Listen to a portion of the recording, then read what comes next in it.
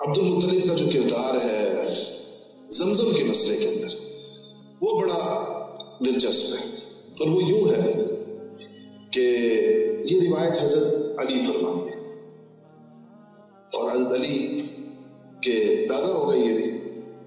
حضرت علی کس کے بیٹے تھے؟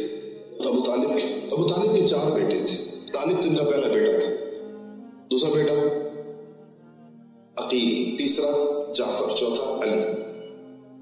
ابو طالب تو اس لیے کہلاتے ہیں کہ بڑے بیٹے کا نام طالب تھا۔ ان کا اپنا عبد مناف تھا۔ عربوں میں رواج بہت زیادہ دادا کا نام رکھنا، پردادا کا نام رکھنا، لیکن اس نام سے تو کوئی نہیں جانتا۔ لوگ کس نام سے لوگ جانتے ہیں؟ ابو طالب۔ یہ جو عبدالمطلب تھے یہ ایک دن سو رہے تھے بیت اللہ میں، خانہ کعبہ کے پاس، حدیث میں بعض جگہ ہے، تو ان کو خواب آیا۔ کہتے ہیں کہ خواب میں ایک شخص آیا اور اس نے ان سے کہا کہ احفر برہ کو کھودو، برہ کو کھودو۔ کہتے میں نے کہا کہ برہ کیا ہے؟ عمل برہ۔ تو وہ شخص چلا گیا اور یہ بیدار ہو گیا، کچھ سمجھ میں نہیں آیا۔ اگلے دن پھر خواب آیا، وہی شخص آیا اور آ کر ان سے کہتا ہے کہ احفر المضمونہ۔ کہتے میں نے کہا عمل مضمونہ کیا ہے؟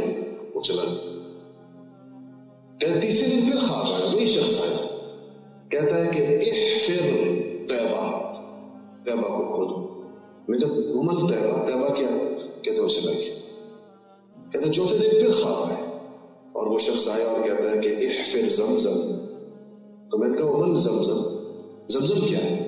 اچھا یہ زمزم کیا ہے کیوں پوچھا؟ کتنے 100 سال ہو گئے زمزم کو تو جرہم پاٹ کر گئے تھے، جرہم کے بعد 300 سال خزاں نے حکومت کی مکہ کے اوپر اور وہ زمزم غائب رہا۔ پھر اسئی آ گئے، اسئی کے دور میں بھی نہیں رہا، پھر ہاشم کا دور بھی گزر گیا، پھر مطلب کا دور بھی گزر گیا، اب عبدالمطلب کا دور آئے۔ یہ 350 سال کا عرصہ کم سے کم بنتا ہے زمزم کو پاٹ ہوئے۔ تو کہتے میں نے کہا عمر زمزم کیا ہے؟ تو انہوں نے کہا کہ زمزم وہ کنواں ہے جو کبھی خشک نہیں ہوگا، پانی ختم نہیں ہوگا اور بڑی تعداد میں حاجیوں کو سیراب کرے۔ یہ کہا اور اس کے بعد انہوں نے کچھ علامتیں بتائی۔ اس جگہ کی کہاں سے کھودو؟ اب یہ تو بہت بڑی جگہ کھودے تو کہاں کھودے؟ انہوں نے کہا کہ چونٹیوں کا بل ہوگا، خون اور گوبر کے درمیان ایک طرف خون پڑا ہوگا، ایک طرف گوبر پڑا ہوگا، اور اس کے درمیان ایک سفید پروں والا کوا چوچ مارا۔ اور یہ جو 2 بت ہیں، ایک کا نام نائلہ اور ایک کا نام جو ہے وہ اصاف، تو کہا کہ اصاف اور نائلہ کے درمیان، یہ اصل میں خانہ کعبہ میں آپ کو پتہ 360 بت رکھے ہوئے تھے، اندر بھی باہر بھی، تو 2 مشہور بتوں کو بتایا کہ یہ 2 بت ہیں ان کے درمیان کی جگہ، ادھر جو ہے وہ چونٹیوں کا بل ہوگا، خون پڑا ہوگا، گوبر پڑا ہوگا، ایک سفید پروں والا پرندہ چونچ مار رہا ہوگا، اس جگہ وہ۔ اتنی نشانیوں کے بعد تو کوئی چیز مخفی نہیں رہتی۔ انہوں نے وہ جگہ دیکھ لی، لوکیٹ ہو گئی کہ یہ والی جگہ ہے، تو انہوں نے قریش کو جا کے بتایا کہ مجھے خواب آیا تو آؤ اس کو کھود۔ کوئی تیار نہیں ہوا کہ کون کنواں کھودے، اور پتھریلی زمین کھودنا کون سا آسان کام ہوتا ہے، کوئی تیار نہیں ہوا۔ تو انہوں نے ایک ہی بیٹا اس زمانے میں تھا، حارث بڑا والا، حارث سے کہا کہ اٹھاؤ کدالیں ہم خود کھودتے۔ انہوں نے اٹھائی کدال اور کھودنا شروع کیا، 3 دن یہ باپ بیٹا کھودتے رہے۔ اس وقت عبدالمطلب کو یہ احساس ہوا کہ کاش آج میرے بیٹے ہوتے اور زیادہ ہوتے تو آج ہمیں افرادی قوت ہوتی، ہیومن ریسورس ہوتا۔ انہوں نے اس وقت منت مانی کہ یا اللہ اگر مجھے 10 بیٹے دیے تو 10 پیدا ہوں اور اتنے بڑے ہو جائیں کہ وہ میرا دست و بازو بن جائیں، تو میں ان میں سے ایک تیرے راستے میں قربان کروں۔ یہ اس وقت کی ان کی منت تھی، کیونکہ اس وقت تھا نہیں کوئی۔ تیسرے دن جب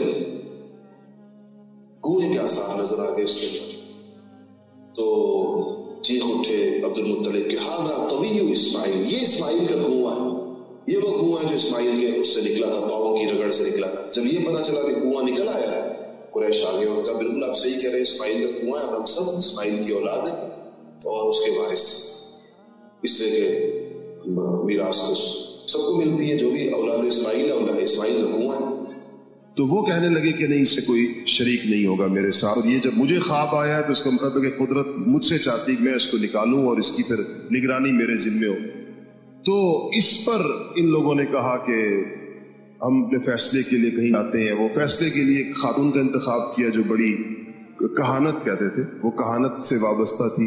لیکن اس دوران کچھ آثار ایسے نظر آئے، میں اس کی تفسیر کو مختصر کر رہا ہوں، کہ جس سے لوگ اس پہ متفق ہو گئے کہ یہ اعزاز عبدالمطلب ہی کے پاس رہنا چاہیے، انہی کو اشارہ ہوا ہے تو وہی اس کو آخر تک پہنچائیں. جب وہ آثار پر یہ جھگڑا ہو گیا تھا، مزید کھودا تو اس کے اندر سے تو نکل آئے وہ ہرن نکل آئے سونے والے جو ڈالے تھے جرم نے، اس کے اندر تلواریں نکل آئیں اور زرہیں نکل آئیں. قریش پھر آ گئے کہ جو سونا نکل آیا سارا اس کے کنویں کے، تو ہم نہیں کہتے کہ کنویں میں حصہ ہے، لیکن یہ سونے کے ہرن ہے، یہ تلواریں ہیں، اس کے ساتھ جو ہے وہ ہے زرہیں ہیں. اس میں سے تو کوئی اسماعیل کا کنواں ہے، آخر ہم بھی اسماعیل کی اولاد ہیں، ایک ہی باپ کی اولاد ہیں سارے. تو عبدالمطلب نے کہا تو میں نے اس میں کسی کا حصہ نہیں، اس میں کچھ چیزیں خانہ کعبہ کی اور کچھ چیزیں میری ہیں. تو انہوں نے کہا، پھر انہوں نے تکرار کی، تو چلے پھر یہ کرتے ہیں کہ فال نکالتے ہیں قرآن دار کی زبان. تو انہوں نے کچھ تیروں پر، 2 تیروں کے اوپر وہ جو 2 سونے کے ہرن تھے، کچھ زرہیں، تلواریں، تو 3 حصے، 3 دعوے دار ہو گئے، خانہ کعبہ، عبدالمطلب اور قریش.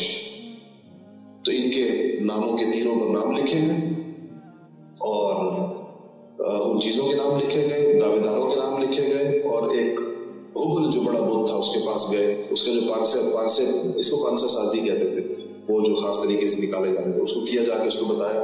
اس نے جب تیروں کو مکس کر کے اس کے بعد جب اسے نکالا تو دونوں ہرن خانہ کعبہ کے نام نکلے اور تلواریں زرہیں عبدالمطلب کے نام نکلی، قریش کے نام کچھ بھی نہیں نکلا.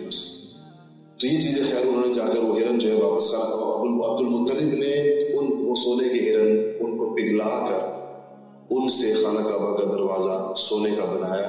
یہ خانہ کعبہ کا پہلا سونے کا دروازہ عبدالمطلب نے بنایا، آج تک سونے کا دروازہ چل رہا ہے. یہ ان کا پہلا اعزاز ہے عبدالمطلب کا، کہ انہوں نے ان ہرنوں کو پگھلا کر اس سے خانہ کعبہ کے دروازے کے اوپر وہ سونا لگایا. ایک تو یہ ہوا. اور اب کیا اگلی جو مسئلہ عبدالمطلب کو پیش آیا وہ یہ تھا کہ بیٹا کہتے ہیں کہ سو رہے تھے تو خواب کی آواز آئی کہ وہ جو 10 بیٹوں پر ایک بیٹا قربان کرنا تھا وہ تو ہو گیا، 10 تو پورے ہو گئے. عبدالمطلب تو بڑے سچے قوم کے لیڈر کی جو صفات ہوتی ہے، سچا بھی ہوتا ہے. وہ اتنے بڑے قوم نے ان کو اپنا بڑا بنایا ہوا تھا، قریش جیسی قوم نے، دونوں صفات ان کو سوچا ہاں واقعی میں نے ایک بیٹا قربان کرنا ہے. عبداللہ سے ذرا پیار زیادہ تھا. باقی یہ بات عام طور پر ہمارے وائز وغیرہ کہتے ہیں کہ عبداللہ سب سے چھوٹے تھے، تو عبداللہ سب سے چھوٹے نہیں تھے. عبداللہ سے تو چھوٹے عباس تھے، ان سے بھی زیادہ چھوٹے حمزہ تھے. جس دن عبدالمطلب کی شادی، جس دن عبداللہ کی شادی آمنہ سے ہوئی ہے، اسی دن عبدالمطلب کی شادی آمنہ کی چچزاد بہن سے ہوئی ہے، حالہ سے. اور اسی آمنہ سے عبداللہ پیدا ہوئے اور حالہ سے حمزہ پیدا ہوئے. یہ چچا بھتیجا چند مہینوں کے فرق. اور ان دونوں کو ابو لہب کی لونڈی سویبہ نے دونوں کو دودھ پلایا. تو حضرت حمزہ اور نبی کریم صلی اللہ علیہ وسلم آپس میں اس طرح خالہ زاد بھائی بھی ہیں کہ ان کی مائیں آپس میں چچزاد بہن ہیں، سگی بہنیں نہیں، چچزاد بہن. اور آمنہ بنت وہب آتا ہے نا، آمنہ بنت وہب ان کے باپ کا نام، حضور کی والدہ نانا وہب تھے، ان کا نام ہے حالہ بنت وہب. وہب اور وہب 2 بھائی تھے، ایک ہی بیٹی کا نام آمنہ اور ایک ہی بیٹی کا نام حالہ. آمنہ آئی عبداللہ کے عقد میں اور حالہ آئی عبدالمطلب کے عقد کے اندر. تو یہ حمزہ سب سے چھوٹے تھے اور انہوں نے رضائی بھائی بھی تھے. تو کہتے حضور کے ساتھ حمزہ کے 3 رشتے تھے، سگے چچا بھی تھے، سگے مطلب دادا کی طرف سے دادی تو الگ تھی، اور خالہ زاد بھائی بھی بنتے تھے اور رضائی بھائی بھی بنتے. دونوں نے سویبہ کر دیا تھا. تو خیر میں کہتا کہ عبداللہ سب سے چھوٹے نہیں تھے. تو جب وہ قرآن لے گئے تو جا کے وہ 10 بیٹوں کے نام ڈالے، قرآن نکالا تو پورا نکلا عبداللہ کے نام. عبداللہ کے نام پہ قرآن نکلا. انہوں نے بیٹے کو پکڑا ہاتھ سے، باوجود ایک انتہائی عزیز تھے، چھری ہاتھ میری اور کہا میں اس کو فلانے جگہ پر جا کر ذبح کرتا ہوں. تو قریش سارے لوگ آ گئے، کہتے جی آپ کیا کر رہے ہیں؟ ان کو میری نظر ہے، میں نے منت مانی، میں منت اپنی پوری کروں، ان کے لیے ہم صورت نکالتے ہیں اس کی کوئی اور. قریش نے کہا کہ چاہے آپ سارا مال خرچ کرنا پڑے، ہم کوئی اور صورت نکالیں گے، اس کو آپ پورا کریں. تو گئے، ایک کاہنہ عورت تھی، اس کے پاس گئے کہ اب اس مسئلے کا حل کیا ہوگا، یہ منت مانی بھی. اس نے کہا کہ یوں کرے کہ ایک انسانی جان کا بدلہ اگر ہو سکتا ہے تو 10 اونٹ ہو سکتے ہیں. تو 10 اونٹوں کا ایک گروپ سمجھے اور ایک طرف بیٹا قرہ ڈالے. اگر بیٹے کا نام نکل آئے کسی بھی تو 10 اونٹ اس کے مقابل میں دے دے اور پھر دوبارہ قرہ ڈالے. اگر پھر بیٹے کا نام نکل آئے تو پھر 10 اونٹ بڑھا دے، جب تک کہ اونٹوں کا نام نہ نکل آئے اس وقت تک 10 اونٹ ہر اٹیمپٹ کے اندر اضافہ کرنا چاہیے. یہ اسے تجویز تھی. پھر ٹھیک ہے، کیونکہ یہ اس طریقے سے آپ کی قربانی پوری ہو جائے گی اس عورت سے. تو انہوں نے جا کر قرہ ڈالا، نام نکلا کس کا؟ عبداللہ. 10 اونٹ. پھر قرہ ڈالا، پھر عبداللہ 20 اونٹ. پھر قرہ ڈالا عبداللہ 30 اونٹ. پھر قرہ عبداللہ 40 50 60 70 80 90 100 جب اونٹ ہو گئے قرہ ڈالا تو اونٹوں کا نام. اس پر عرب میں قریش میں طے ہو گیا کہ انسانی جان کی قیمت 100 اونٹ کے برابر ہے. دیت کہتے ہیں اس کو. یہی دیت اسلام نے برقرار رکھی، آج بھی 100 اونٹ ہی دیت ہے. سمجھ رہے اس بات؟ اور 100 اونٹوں کی دیت ہوتی ہے. اور دیت کہتے ہیں قتل خطا پر. قتل عمد پر تو قصاص ہوتا ہے. قتل عمد کہتے ہیں جان بوجھ کر قتل، اس پر تو قصاص. قتل خطا کا مطلب ہے آپ سے جو بندہ مر گیا ان انٹینشنلی، آپ کی کوئی اس میں ارادہ اور نیت قتل کا نہیں تھا. اس لیے عبداللہ کو بھی ذبیح اللہ کہتے ہیں، جس کا اللہ کے رستے کے اندر ذبح ہونا تھا، لیکن 100 اونٹ ان کی جگہ. سیدنا امیر معاویہ روایت کرتے ہیں کہ ایک دیہاتی حضور کے پاس آیا اور حضور کو خطاب کیا کہ یا ابن ذبیحین، اے 2 ذبیحوں کے بیٹے. تو حضرت معاویہ کو صحابہ نے کہا کہ 2 ذبیحوں سے اس کی کیا مراد؟ ایک ذبیح تو اسماعیل ہے. تو کہا کہ حضور نے کہا کہ میرے باپ کو بھی ذبیح کیا ہے، عبداللہ کو ذبیح کیا ہے. ایک عبداللہ کے بیٹے اور اسماعیل کے بیٹے، دو وہ لوگ جن کو اللہ کے رستے کے اندر ذبح کرنے کی کوشش ہوئی، اگرچہ دونوں ذبح نہیں ہوئے. اسماعیل کے لیے اللہ نے جنت سے مینڈا بھیج دیا اور عبداللہ کے لیے 100 اونٹوں کی ترتیب جو ہے وہ